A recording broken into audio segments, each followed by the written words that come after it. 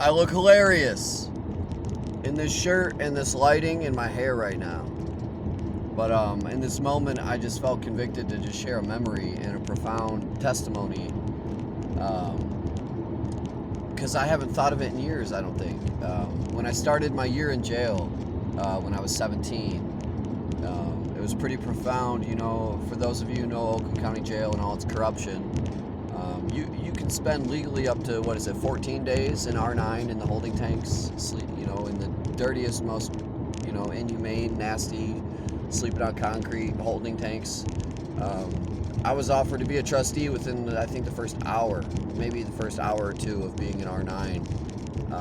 Spent the first week as a trustee, and then I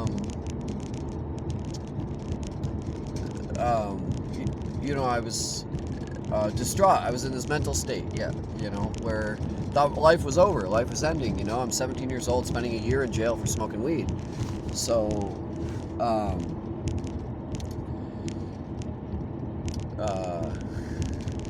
speaking of smoking weed, I did that. Haven't done that in almost 2 weeks, and it was great. I actually don't feel bad about it.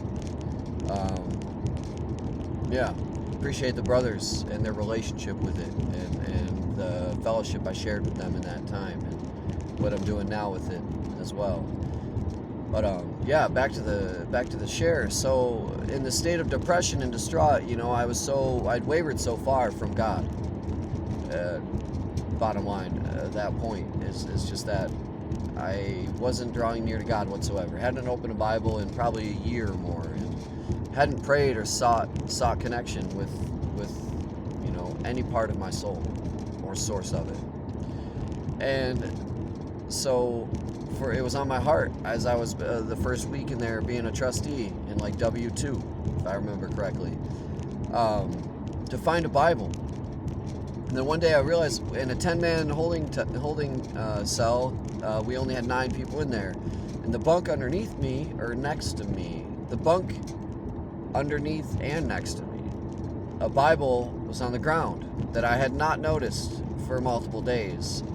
And then I just left it there for multiple days until I eventually picked it up and I asked everybody in the cell, does anyone know whose this is? And no one knew whose it was. So I claimed it, and I still didn't open it for a few more days until one night I was on mopping detail, where I would just mop certain hallways and wings of the jail cell at night.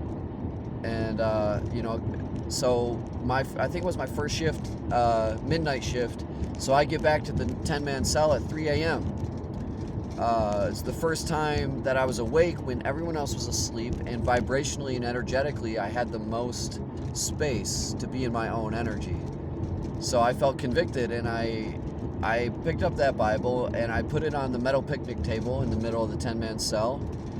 And glad this is still filming. I remember just sharing a prayer, saying the words, God, I need you. Please, if there's anything you would have me know, would you please make it known to me? I really need you. And I immediately opened the Bible after making that request and flipped to a page that's already highlighted. And I read immediately Job 8:6, which tells me, be pure and be honest, and I will rise up and help you now. I will return you to the place where you belong. There was an instant sensation that went through my entire spine and down the backs of my extremities of my arms and legs. No, this is 37. They just call it.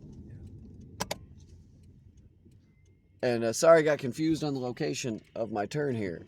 I haven't been in this neck of the woods in a long time. That sensation went through my spine and down my legs, and it was warm. It was like the goosebumps, but comforting. Goosebumps covered my whole body, but it was like a warm sensation and very comforting. It literally feels like the Spirit of God is embracing you and holding your entire body from behind you, just cradling you like a baby. Like that's, like I'm being held. And as soon as that profound sensation is rushing through my body and I start convulsing and weeping in tears of profound, overwhelmed peace and joy and sorrow, of literally every emotion all at once, there is a little white mouse that jumps over my foot and crawls under the picnic table through the bars of the jail cell, and then turns around, looks up at me right in my eye, and I just look at that mouse and I'm like, God?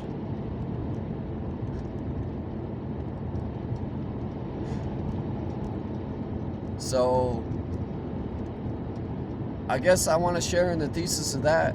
You know, if there is anyone that's ever actually seen this video and you feel like you're at your end, you feel hopeless or alone or so lost that you don't even want to do anything or move forward, if you feel like killing yourself, I just want you to know that you're never defeated and you're never done.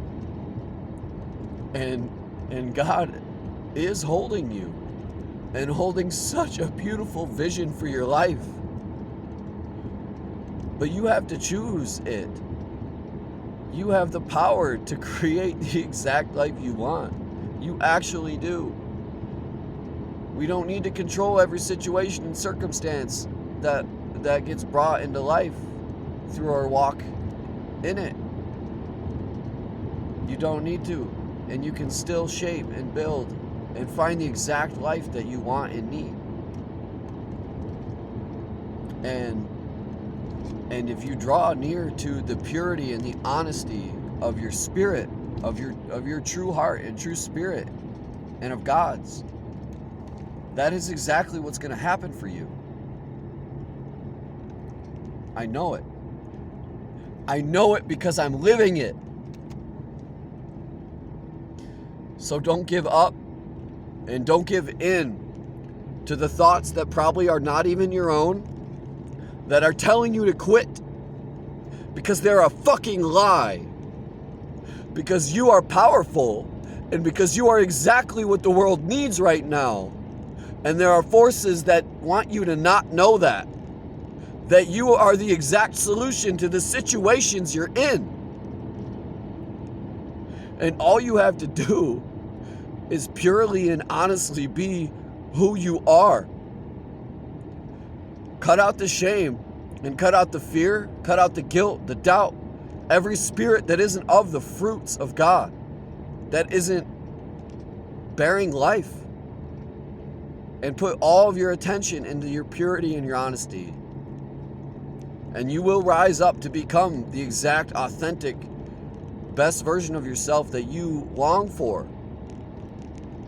So take all that sorrow and depression and stagnancy and realize that, harness it, let it fuel you in any way you need to, and transmute that emotion to drive you to actually just start loving yourself so that you can be yourself.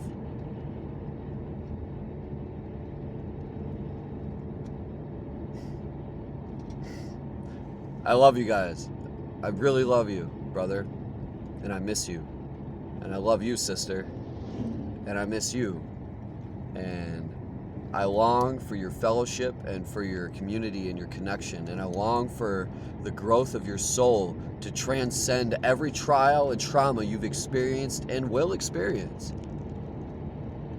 I long for that for you. All of you.